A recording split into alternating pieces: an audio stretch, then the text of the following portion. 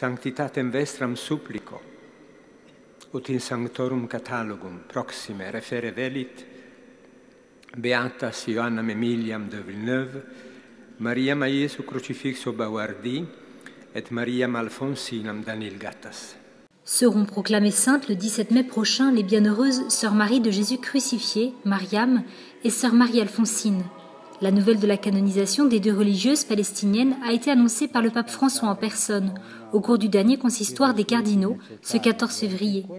Lors de l'annonce à Rome, était présent également l'évêque du diocèse de Jérusalem, le patriarche latin Foy de Toile. Cette terre sainte qui souffre beaucoup et qui a fait beaucoup souffrir, qui est en proie à l'occupation, à la guerre et à la violence, et où il y a tellement de militaires, nous a donné deux exemples de sainteté.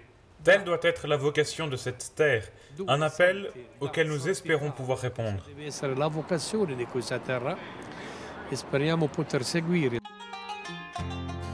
Elles ont toutes deux vécu dans la seconde moitié du XIXe siècle. Mariam Bawardi est née en Galilée et Marie-Alphonsine Gattas à Jérusalem.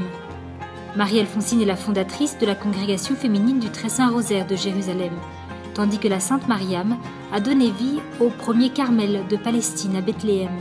Un engagement, le leur, qui a porté ses fruits dans le monde entier.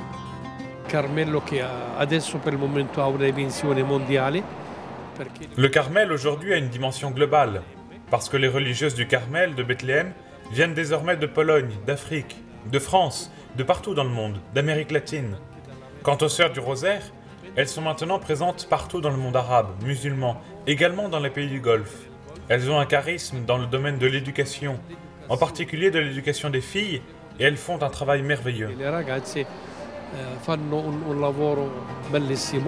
Exemple de ces deux femmes palestiniennes qui seront canonisées justement pendant l'année de la vie consacrée pourra, nous l'espérons, raviver le témoignage des chrétiens de Terre Sainte au XXIe siècle.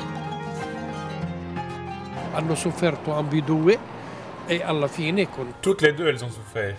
Leur humilité, leur obéissance et leur souffrance les ont conduites directement à la sainteté, reconnues plus tard grâce aux deux miracles pour lesquels nous remercions le Seigneur. Nous espérons qu'elles seront désormais prises comme exemple, avec obéissance, humilité et acceptation de la croix. Nous avons maintenant deux saintes arabes palestiniennes qui intercèdent pour la paix en Terre Sainte.